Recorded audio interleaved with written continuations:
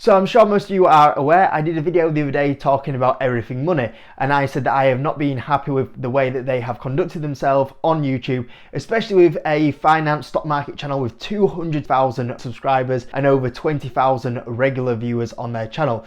Now, I told myself I'm not going to do any more videos on them. I don't like BS and I've got to call it out, and I've called it out, and I thought I'm going to get back to talking about stocks now, because that's what everyone comes to my channel for, to look at what stocks I'm talking about. And I said I wasn't going to do any more videos, and this will be the last one, but I just had to do this one more video because clearly they responded yesterday to my video, and on my video I criticised them big time, and what they've done is they've actually posted their portfolio now, which is good. It's a step in the right direction and I appreciate that, and I feel like all YouTubers should publish their portfolio. The reason why, and I know a few people are keen on the actual screenshots of the portfolio, I'm personally not that bothered about screenshots. I just want to know personally, if a YouTuber is talking about stocks, they post the stocks that they are owning and then update us regularly. So if there's an update every quarter, every 6 months, I think that's absolutely perfect, because even if it doesn't tell you the size of the position, how much money they have in the position, at least then you actually know which stocks they believe in, and you can track in the next 6 months, year, 2 year, 5 years, however long it is.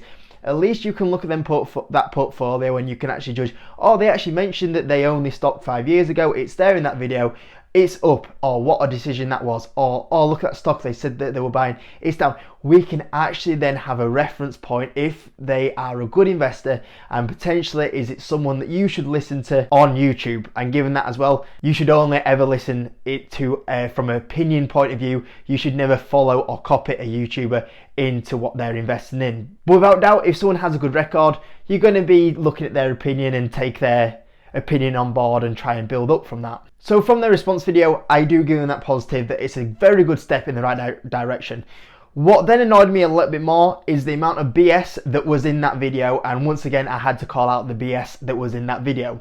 So there was a selection of stocks that was shown on the portfolio to start with. Now if you look at the selection of stocks that are on there, you will notice that a lot of their recent investments from 2021, 2022 are suddenly not in the portfolio.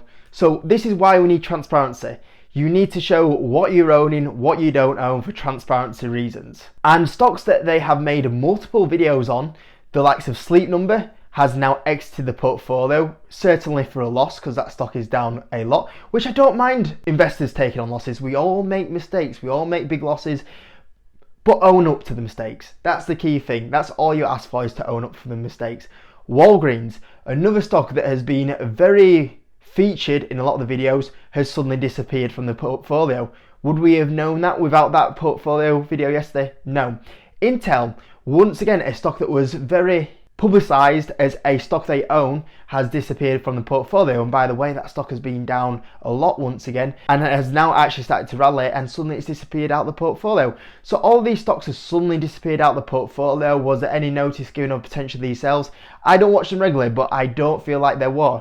And the other thing is that this channel has been a channel that has been pushing long-term holds. They don't invest for 6 months, a year, 2 years. They're a channel that plans out on holding a stock for 3, 5, 10 plus years. Now, I don't know about you, but the stocks that I've mentioned there, Intel, Sleep Number, Walgreens, are all stocks that were purchased in the last 1 to 2 years. So all of a sudden that you're a channel that says, I don't care about what happens in the short term, I don't care what happens in the next 12 months, but yet all of these stocks that were bought in the last 12 months have suddenly disappeared out of the portfolio. Now don't get me wrong, there's sometimes some stocks you buy and sometimes they go wrong and you go, actually I've got that one wrong. But there's actually so many that have gone missing overnight in the portfolio, which is, once again, where's the transparency? Where's that kind of follow through of going, oh, I don't care what happens in the next kind of 10 years. Once again, you're asking questions.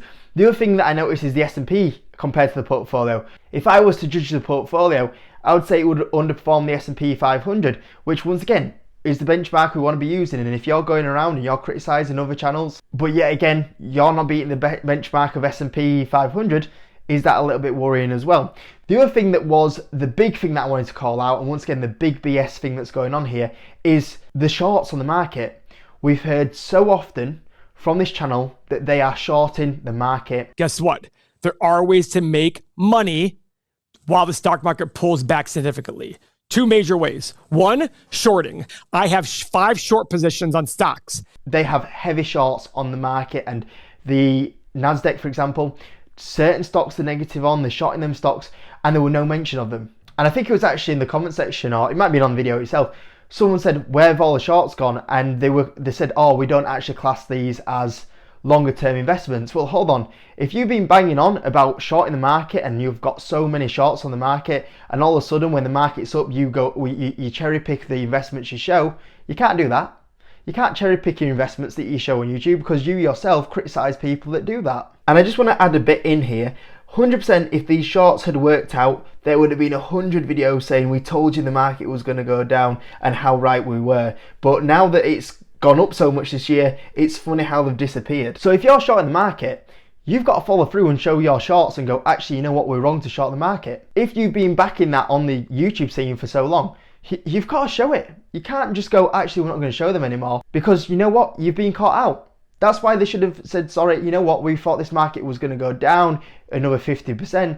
Actually, it's gone up, we've got it totally wrong, and all these investments are down. You've got to own it. You can't try hide it. And that was one of the big things that I was really annoyed with yesterday, is that they were cherry picking their stocks and showing what they weren't actually also invested in with the short side of it. And the last thing that did make me laugh is that one of their second best performer, and it could even the first best performer actually in the portfolio, but the second best performer in the portfolio I wanted to pick on, Paycom.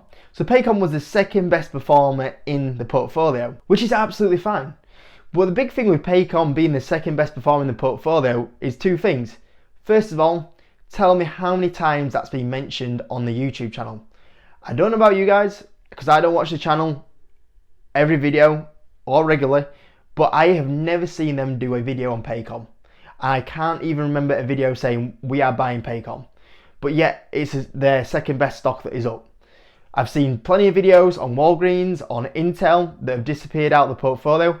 Never seen a video on Paycom. Now that's absolutely fine, and they probably would come out with the counter argument of, but it's gone up, so we don't care about that stock now. We're trying to look for the next opportunities to buy. That's why we never made a video on it. Blah blah blah blah. Whatever. What did make me laugh is this is a channel that's apparently built on value investing.